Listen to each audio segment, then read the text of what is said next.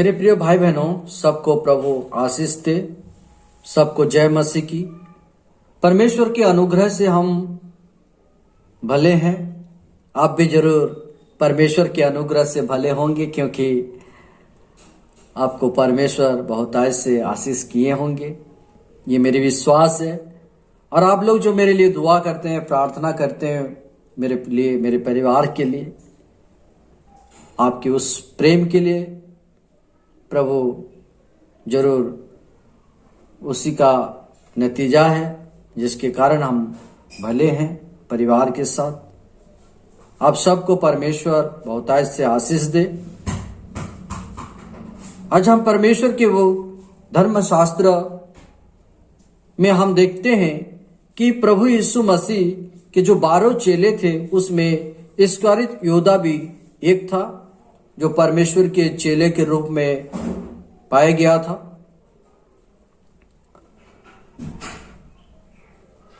जो प्रभु यीशु मसीह को प्रभु या परमेश्वर कहकर नहीं मानता था। वो सिर्फ प्रभु यीशु मसीह को रब्बी या गुरु या एक शिक्षक से ज्यादा कुछ नहीं समझा। अगर वो उसको प्रभु मानता, परमेश्वर मानता, तो वो कभी प्रभु को क्रूस में चढ़ाने की या उसको बेचने की कोशिश नहीं करता। वो वास्तव में उसी चीज पर आधारित था कि वो प्रभु यीशु मसीह को एक गुरु के रूप में या रब्बी के रूप में या एक शिक्षक के रूप में ज्यादा नहीं समझता था। और इस्करियोत यहूदा एक लालची व्यक्ति था। मेरे प्रिय भाई बहनों, यूहन्ना 12 अध्याय उसका 1 से 8 पद में हम देखते हैं कि लाजर की बहन जो मरियम थी, उन्होंने इत्र लेकर आया और यीशु मसीह के पांव में उस इत्र को क्या किया, डाल दिया और अपनी लंबी बालों से यीशु मसीह के पांव को पोंछने लगा। और वहां पर जब इस बातों को इस्करियोत यहूदा ने देखा, उसने लालच में आकर कहा, अरे ये क्या कर रहे हो? यह इत्र तो 300 दिनार में बेचा जा सकता है और कंगालों को बांट दिया जा सकता है, उनकी सहायता किया जा सकता है, उनका हेल्प किया जा सकता है। मेरे प्रियो, परंतु आप जानते हैं कि वो लालची व्यक्ति था, एक लोभी व्यक्ति था। वो खजांची जो था, उसके हाथों में पैसे की थैली था, वो अकाउंटेंट था। और उन्होंने क्या करता था, उस पैसे की थैली से पैसा को चुराता भी था। और उस चुराने की आशा में उन्होंने उस बात को कहा कि अरे ये इत्र को 300 दिनार में बेच दिया गया होता तो कम से कम जो पैसा मिलता, जो रुपया मिलता, उसको हम क्या करते, दरिद्र को बांट देते। देख लीजिए मेरे प्रिय भाई बहन, ऐसे व्यक्ति जो लालची था, चोर था, वो भी परमेश्वर के ग्रुप में था, प्रभु यीशु मसीह के ग्रुप में था, प्रभु यीशु के चेला था। क्या ये बातों को परमेश्वर नहीं जानता था? क्या ये बातें को प्रभु यीशु मसीह नहीं जानता था? जब उस दिन कह सकता था कि किसने मुझे छुआ, जब वो लहू बने वाली स्त्री ने छुआ था, वो जानता था, फिर भी पूछने लगा कोई किसी ने मुझे छुआ। सामरी स्त्री को क्या कहा प्रभु यीशु ने, तू 5 पति कर चुकी है और जिसके साथ अब भी है वो भी तेरा पति नहीं है। परमेश्वर प्रभु यीशु सब जानता था मेरे प्रिय भाई बहनों। फिर भी परमेश्वर क्या किया था, उस दुष्ट को, उस इस्करियोत यहूदा को अपने ग्रुप में रखा था। क्यों रखा था? इसलिए रखा था कि क्योंकि प्रभु यीशु मसीह उसको प्रेम करते थे।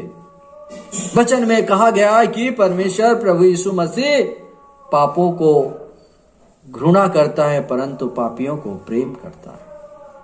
उसका नेचर, उसका चरित्र को पूरी तरह परमेश्वर जानता था। फिर भी परमेश्वर प्रभु यीशु उसको क्या किया, प्रेम करने के कारण उसके ग्रुप में शामिल किया।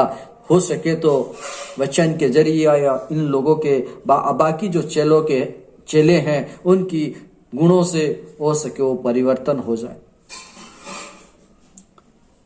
उसका मन, उसका हृदय परिवर्तन हो जाए। शायद यही आशा में प्रभु यीशु उसको अपने ग्रुप में शामिल किया होगा। लेकिन उन्होंने, एक लालची व्यक्ति था, और जब इस बातों को उन्होंने कहा, अरे ये क्या कर रहे हो, 300 दिनार में इसको बेचा गया होता और कंगालों को, दरिद्र को दान दिया गया होता, उनकी सहायता किया हो गया होता, तो प्रभु यीशु मसीह वहां पर कहते हैं कि अरे यहूदा या बाकी जो चेलों थे, सबको एक ही वचन उन्होंने कहा कि देखो, कंगालों और दरिद्र जो है तुम्हारे बीच में पाए जाएंगे, वो हर समय तुम्हारे संग रहेंगे, लेकिन मैं तुम्हारे साथ हर घड़ी नहीं रहूंगा। उसको मालूम था मेरे प्रिय भाई बहनों, अगर आप यीशु मसीह का सहायता करना चाहते हैं तो वो हर दिन और नहीं कर सकेंगे, क्योंकि मेरा समय निकट आ गया है। मैं अपने योजना जो लेकर मैं आया था वो पूरा करने जाऊंगा, और वक्त नहीं है, समय हो गया है। लेकिन जो दरिद्र है, जो कंगाल है, वो तुम्हारे बीच में पाए जाएंगे। कहने का मतलब परमेश्वर प्रभु यीशु मसीह ये कहना चाह रहा था कि जो कंगाल और दरिद्र तुम्हारे बीच में पाए जाएंगे, उनका तुम हर घड़ी, हर समय तुम सहायता करो। ये कर सकते हो तुम, लेकिन प्रभु यीशु कहता है कि मैं तुम्हारे बीच में हर पल, हर घड़ी नहीं रहूंगा। जैसा उस दिन उन्होंने चेलों के साथ घूमते जाता था, चल फिर रहा था, खाना खा रहा था, पानी पी रहा था, लोगों को चंगाई करता था, आश्चर्य कर्म करता था, वो चीज और मैं नहीं कर सकता। मैं चले जा रहा हूं और मैं तुम्हारे बीच में नहीं रहूंगा, पर ये दरिद्र, ये कंगाल तुम्हारे बीच में पाए जाएंगे, उनका तुम ध्यान रखना। मत्ती 26 अध्याय उसका 23 से 26 पद में हम देखते हैं कि इस करीत योद्धा पैसा के लालच में आकर यीशु मसीह को पकड़वाना चाहता था, जिसका जिक्र खुद यीशु मसीह कहते हैं, जिसने मेरे साथ थाली में हाथ डाला है, वो ही मुझे शत्रु के हाथ में समर्पित कर देगा। वो ही मुझे क्या करेगा, शत्रु के हाथों में पकड़ा देगा। परंतु यीशु मसीह कहता है, उस मनुष्य के लिए शोक है जिसके जरिए मनुष्य पुत्र पकड़ाया जाएगा। यदि उस मनुष्य का जन्म ना हुआ होता तो उसके लिए भला हुआ होता। कितना दुख भरी बातें हैं कि परमेश्वर प्रभु यीशु मसीह यहूदा के बारे में ऐसी बातें को, ऐसे वचन को वो दे रहा है कि यीशु मसीह कहता है, उस मनुष्य के लिए शोक है जिसके जरिए मनुष्य पुत्र पकड़ाया जाएगा। यदि उस मनुष्य का जन्म ना हुआ होता तो उसके लिए भला हुआ होता। तब यहूदा इस्करियोत ने उस वचन को सुनकर प्रभु यीशु मसीह से कहता है, हे रब्बी, क्या वो मैं हूं? हे प्रभु, हे गुरु, क्या वो मैं हूं? प्रभु यीशु ने कहा, तू अपने मुंह से कह चुका है, वो तू ही है।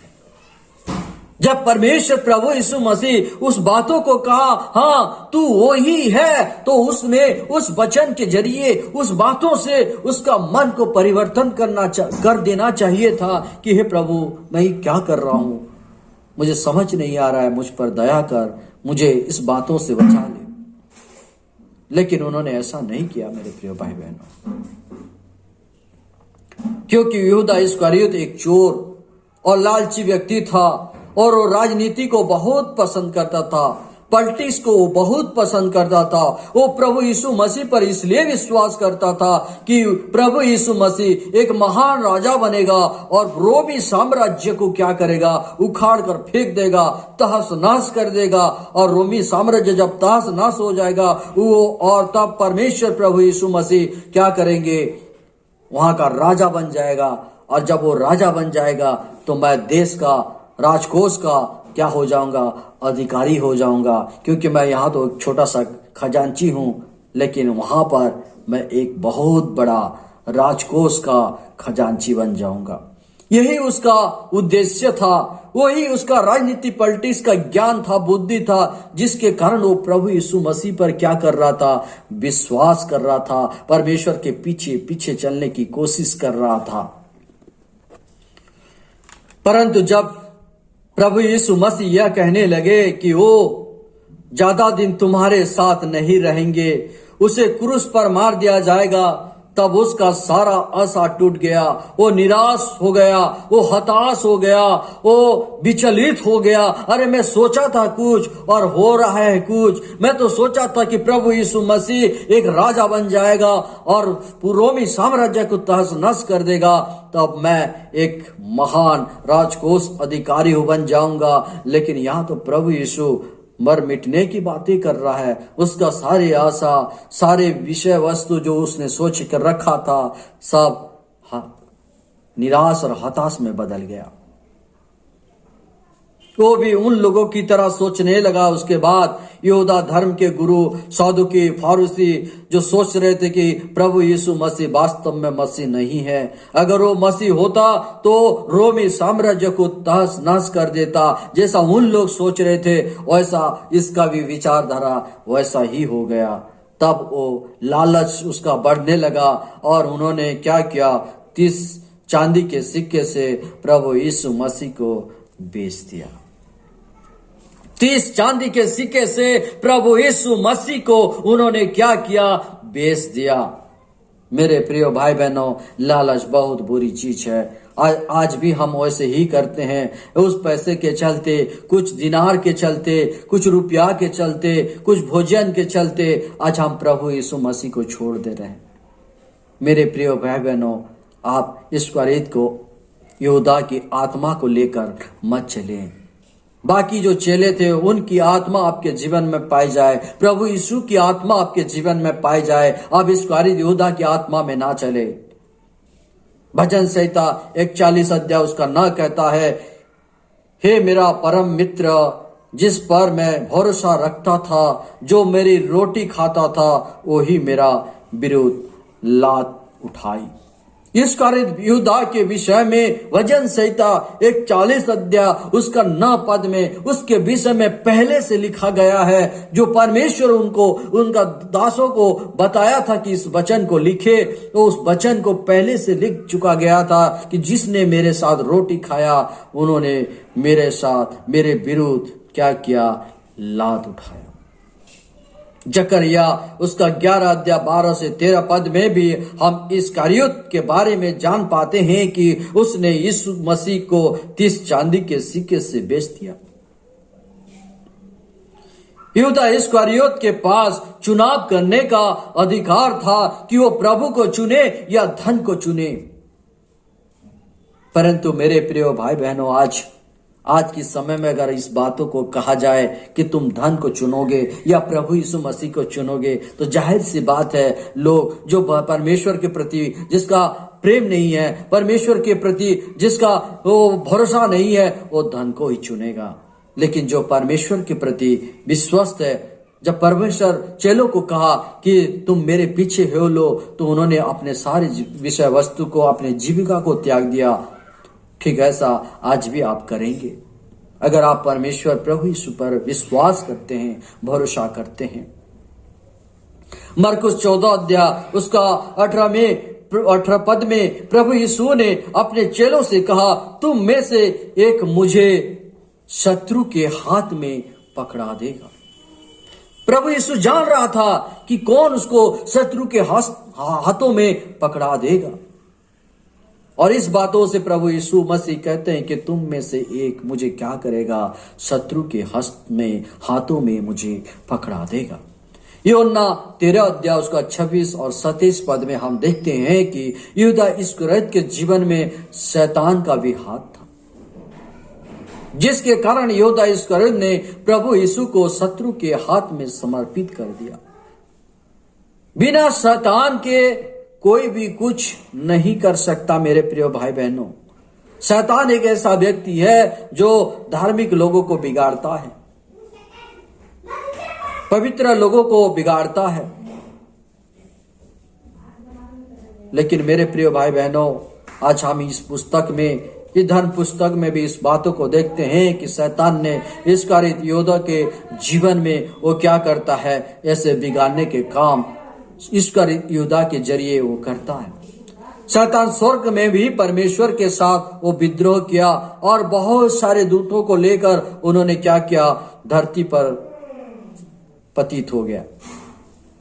और जब धरती पर आया और परमेश्वर ने जब हवा को बनाया, उसने उस हवा को भी क्या किया, उसके चंगुल में लेकर उसको भी दूषित कर दिया, जिसके कारण सारे संसार दूषित हो गया, कलुषित हो गया। और आज भी उसी कलुषित संसार में हम पाए जाते हैं, जहां बीमारी है, दुख है, तकलीफ है, हर प्रकार की परेशानी है।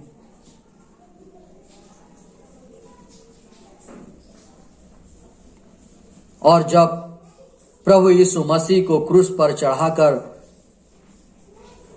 उन्होंने आनंद मनाने की कोशिश किया था, कि शैतान ये सोचने लगा था कि अरे मैं यीशु मसीह को मार दूंगा, क्रूस पे मार दूंगा और मैं बहुत बड़ा बन जाऊंगा। लेकिन शैतान को ये बातें मालूम नहीं था कि जब अगर यीशु मसीह को मैं क्रूस पे चढ़ा दूंगा, उसका जो लहू बहेगा, उस लहू से मैं क्या हो जाऊंगा, उस लहू से पूरी दुनिया क्या हो जाएंगे, पाप से मुक्त पाए जाएंगे। उस बात को वो नहीं जान पा रहा था। प्रभु यीशु मसीह को क्रूस पर चढ़ाकर जीत हासिल करना चाहा, परंतु वो नहीं जानता था कि अगर यीशु मसीह क्रूस पर चढ़ जाएगा तब पाप और मौत का हार होगा और यीशु मसीह पाप और मौत से जयवंत हो जाएंगे और पूरी मानव जाति जो प्रभु यीशु मसीह पर विश्वास करेगा उसका उद्धार हो जाएगा। इस माध्यम से प्रभु यीशु मसीह का पूरा योजना सफल हो जाएगा। ये बात को शैतान समझ नहीं पाया था, जान नहीं पाया था। इसलिए उन्होंने क्या किया, इस्करियोत योदा को उसके आत्मा को पकड़ा, उसके जीवन को पकड़ा और उसके जरिए से उन्होंने काम करना शुरू किया कि मैं यीशु मसीह को क्या करूंगा, क्रूस पर चढ़ा दूंगा। लेकिन मेरे प्रिय भाई बहनों, जब शैतान यीशु मसीह को क्रूस पे चढ़ा दिया तो परमेश्वर प्रभु यीशु मसीह की सारी योजना सफल हो गया और उन्होंने लोगों को, पापियों को उद्धार किया। उसके लहू से पाप क्षमा हो गया, उनको परित्राण मिला। जो अदन के बारे में उन्होंने पाप किए थे, उस पाप से उनको क्या हो गया, मुक्ति हो गया। अपने लहू बहाकर उन्होंने क्या किया, परमेश्वर अपने लहू बहाकर मानव जाति को उद्धार कर दिया। इसलिए वचन यूहन्ना 3:16 में कहता है कि परमेश्वर जगत से ऐसा प्रेम किया कि उसने अपने एकलौता पुत्र को दे दिया, परंतु जितनों ने भी उस पुत्र पर विश्वास करेंगे वो अनंत जीवन पाएंगे। मेरे प्रिय भाई बहनों, इस बातों के जरिए परमेश्वर ये भी जानता था कि परमेश्वर, मेरा पुत्र प्रभु यीशु मसीह क्रूस पर जरूर टंगा जाएगा, उसका लहू बहेगा और उसके लहू से क्या होगा, मुक्ति मिलेगा, उद्धार मिलेगा, परित्राण मिलेगा, पाप की क्षमा मिलेगा। परंतु परमेश्वर ये भी जानता था कि उस उद्धार को, उस परित्राण को पाने के लिए सब भागीदारी नहीं है। केवल चुने हुए जो विश्वास करेंगे उस पर, उसी का उद्धार होगा, उसी का अनंत जीवन होगा। ठीक ऐसा नूह की समय में भी परमेश्वर एक बात कहा था कि नूह तो एक जहाज बना और जितने लोग उस जहाज में प्रवेश करेंगे उनका ही उद्धार होगा और बाकी सब जल प्रलय से खत्म हो जाएंगे। और कितनों ने, उन्होंने क्या किया, उस वचन के अनुसार उस जहाज में चाहे जानवर हो, चाहे पक्षी हो, धन्य है वो जानवर, धन्य है वो पक्षी जिसने उस नूह की वचन को सुना और उस जहाज में प्रवेश किया और कुछ उनके परिवार के लोग प्रवेश किए, उनका जीवन बच गया। लेकिन बाकी सब क्या हो गए, पूरी दुनिया, पूरी संसार नष्ट हो गए। मेरे प्रिय भाई बहनों, आज प्रभु यीशु मसीह एक जहाज के रूप में है। वो आपको उस पर विश्वास करना है, उस पर आपको विश्वास करना है, उसी को आपको परित्राणकर्ता के रूप में, उद्धारकर्ता के रूप में उसको विश्वास करना है। तब जाके आपका उद्धार होगा, आपका परित्राण होगा। मेरे प्रिय भाई बहनों, इस वचन के जरिए आपको परमेश्वर बहुतायत से आशीष दे। आप मेरे लिए दुआ करें, आप मेरे लिए प्रार्थना करें। परमेश्वर इस वचन के जरिए आप सबको आशीष दे। अगर आपको इस वचन, इस संदेश, छोटा सा संदेश है, अगर आपको पसंद आया, आपको हृदय को आनंदित किया, तो जरूर एक लाइक, एक सब्सक्राइब करेंगे। परमेश्वर आप सबको आशीष दे। आइए हम छोटी सी दुआ करें। हे प्यारे परमेश्वर, आपका धन्यवाद करता हूँ इस वचन के जरिए। इस वचन में आपकी अनुग्रह हो, आपके आशीर्वाद हो पिता परमेश्वर। आप इस वचन के जरिए शांति, आनंद दे। जितने भी भाई बहन इस वचन को सुनेंगे, उनके परिवार को, उनके जीवन को तू आशीष देना, और जितने भी उनका जरूरत की विषय है, वो सारी जरूरत को तू पूरा कर देना परमेश्वर। अगर कोई बीमार है, उनका बीमारी को चंगा कर देना, और प्रभु उनके अभाव है तो उसका अभाव को पूरा कर देना।